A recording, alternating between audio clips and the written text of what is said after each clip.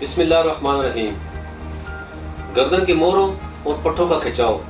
गर्दन के मोरों और पट्ठों के खिंचाव का शिकार अफराद के लिए बेहतरीन हल।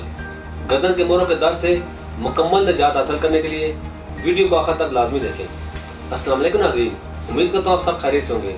आज हम एक ऐसे तकलीफ मर्ज पर बात करेंगे जिसने आधी दुनिया को अपनी लपेट में लिया हुआ है। हम बात करेंगे गर्दन के मोरों और पट्ठों के खिंचाव पर कि ये क्यों होता है, इसकी वजूहात क्या है, इससे छुटकारा कैसे हासिल किया जा सकता है। इंसान की अपनी की गई गलतियों की वजह से अक्सर ऐसे मर्ज जन्म लेते हैं। गर्दन की नसों में खिंचाव पैदा होने की वजह से गर्दन में दर्द होता है। गर्दन में खिंचाव और मोरों का हिल जाना गर्दन के दर्द की तकलीफ किसी भी उम्र में हो सकती है। इसकी सबसे बड़ी वजह गलत तरीके से सोना है। गर्दन के मोरों का खिंच जाना मरीज के लिए काफ़ी परेशानी और तकलीफ का बायस बनता है। जब तक इस तकलीफ का इलाज न करवाया जाए तब तक इंसान इससे छुटकारा हासिल नहीं कर सकता। गर्दन के मंके हिल जाने से, गर्दन पर हादसाती चोट लगने से भी गर्दन के मोरों और पुठाओं में खिंचाव पैदा हो जाता है। गर्दन की नालियों में सोजिश पैदा हो जाती है जिसकी वजह से गर्दन के मोरों में खिंचाव पैदा होता है। इस मर्ज की बहुत सी वजूहात हैं, जैसे कि चोट लगना, ज़्यादा देर तक गर्दन को एक ही पोजीशन में रखना, सोते वक्त गर्दन को तकिए पर गलत तरीके से रखकर सोना, या कोई हादसा या एक्सीडेंट, खेल कूद के दौरान गर्दन को एकदम से झटका देना। गर्दन के मोरों और पट्ठों का खिंचाव कोई परेशानी की बात नहीं, अगर ये ज़्यादा देर तक रहे तो खतरनाक साबित हो सकता है। अगर आप ऐसे मर्ज में या ऐसी तकलीफ में मुब्तला हैं तो इसका फौरन इलाज कराएं, इसको हल्का मत लें। गर्दन के नसों में खिंचाव इस वक्त पैदा होता है जब गर्दन की वेन्स में स्वेलिंग हो जाए या खून को दौरानी में रुकावट पैदा होने लग जाए तो गर्दन के पट्टे खिंच जाते हैं, जो इंतहाई तकलीफ का सबब बनते हैं। इसकी वजह से इंसान ना तो कुछ खा सकता है, ना ही गर्दन को हरकत दे सकता है। अगर वो गर्दन को हरकत देने की कोशिश करे तो इसे बहुत तकलीफ होती है।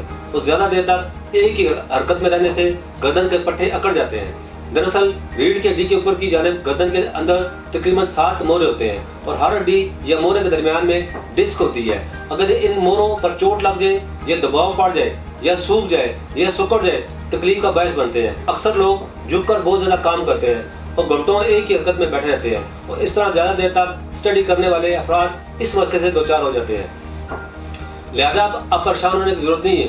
आपकी इस तकलीफ को मद्देनजर रखते हुए तासीर दवाखाना के हुक्मा डॉक्टर्स, लेडी डॉक्टर्स और फार्मासिस्ट ने नहायत कीमती जड़ी बूटियों पर साल रिसर्च करके इसका इलाज मुतारफ कराया है। इस इलाज की खास बात यह है, इस मसले को हमेशा के लिए ख़त्म कर देगा। रिस्क में हो जाने वाले मसले या गैप को जड़ से ख़त्म करे।